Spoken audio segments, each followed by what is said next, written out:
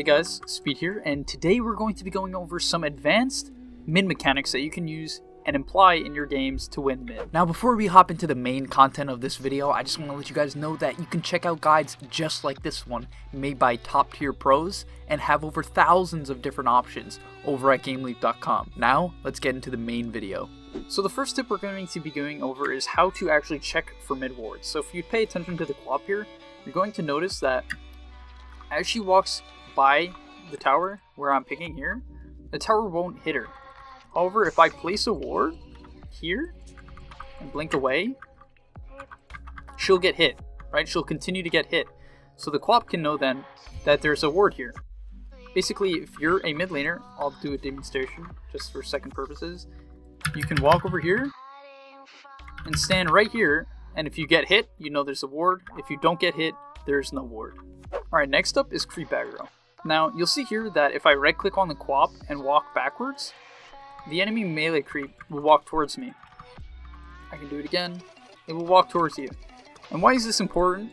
Because in many situations, especially for a low damage hero, you want to pull the enemy creeps away from them, away from the enemy mid laner, so that you can secure the CS in difficult positions. Often, if you're in a matchup where you do a lot less damage, you want to use this trick to drag creeps away. You'll notice now I get a free CS, and that's one great way, especially for a hero like SF, to secure early souls and early CS. As you probably already know, the creeps will aggro if they have vision of the target trying to initiate an attack move on you, and they will go to the enemy as a result. So you can abuse this knowledge to be able to test whether the enemy has a ward in their territory or not. So here you're going to notice I don't have vision of the co-op, so there's no way for me to actually aggro any creeps. I could aggro the range creep, or here I can try to aggro the melee creeps. There's no way, but if I place down a ward, I can see the co-op, right? And then that means I can use creep aggro, even from the low ground, right? So if the co-op sees me doing this, she will immediately know, or should immediately know, that I have a ward down. And that's another way in which you can cheekily spot out a ward from the enemy mid laner. Basically, to sum it up simply, if they use creep aggro while on low ground, especially during something like the nighttime, you should know that they have a ward. Next, Yamson's going to buy back into the game. But after he buys back into the game, we're going to be going over the importance of a rune ward. Now in a lot of matchups mid, you're going to be buying a bottle, but more importantly, you're going to want to control the runes so that you can have these odd power spikes that can even win you losing lanes. For instance, here we see a DD. This is a great example because double damage is probably the best rune to get in the early stages of the laning stage, and one simple rune ward can make a lane where I'm losing to a co-op and I'm down on CS to even or even ahead for me. Right, so it might typically be hard for me to get a CS there, but in these situations, it's a lot easier.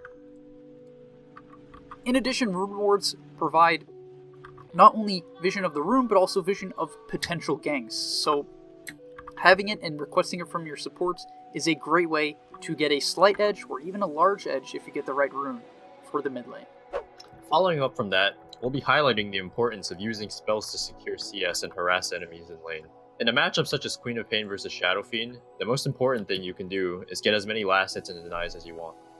In order to zone the other hero from being able to successfully get these last hits or denies, you need to use your spells effectively to make sure that you can not only get last hits with them, but also kill the enemy, or at least harass him.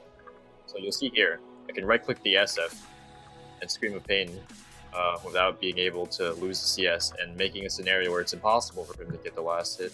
And if he tries to trade with me, he'll just lose the trade because there'll be less sweeps. This concept is applicable in almost every mid matchup, and overall, personally, I think one of the most important things to do in every mid matchup is to be able to just trade your mana effectively. So another important tip in mid lane matchups is to always be ferrying regen out before you need it, because it might be too late when you need it, and as a result, you might miss a creep wave or a rune or get ganked easily. All these things can apply. So you can see here how the Queen of Pain, or me in this case, has ferried out a salve instantly, while the Shadow Fiend does not have one. As a result, this is obviously for simulation purposes, but if I harass him properly, and he now has to wait for his salve to be ferried out, the Shadow Fiend will inevitably miss an entire creep wave, because if he tries to go for last hits or denies, I will kill him. doesn't want that to happen. So as you see, if this is a real matchup and I'm at 200 HP and the cup is full, I basically can't approach the wave at all. It's just crucial that you have salves at all times, even in real matchups. This is something you see in 1v1s, where people do it like way out of proportion, simply because it's effective in 1v1s. However, in a real game, you always want to make sure, especially after the bounty runes, that you have a salve. I've seen so many people, especially coaching students, that for some reason, with their 110 gold, they just wait for their Wraith Band, or they wait for a bottle. I don't think people truly understand that an early salve can win you the lane. If the enemy doesn't have one and you do, you immediately have the innate ability to apply pressure, even in hard lanes, even in lanes in which you should lose. You can actually win, simply because you have more regen than them. Alright, thank you guys for watching this guide on mid tips. Hopefully this really helped some of you mid players. I know there's a lot of you out there, so we wanted to make this sort of in-depth guide on a lot of tips that I think you guys might not have known. So if you did know all of them, definitely let me know in the comments below. But also, if you think there's anything we're missing, or something very important about any of the tips that we did give that we forgot, please let us know. Hey guys, before I leave you, I just want to remind you that over at GameLeap.com, you can check out guides just like this one, made by top tier pros. It will help you gain MMR faster, it will help you learn the game much more in depth, and overall, just increase the experience of your Dota gameplay, as you will crush your opponents simply by knowing more than them.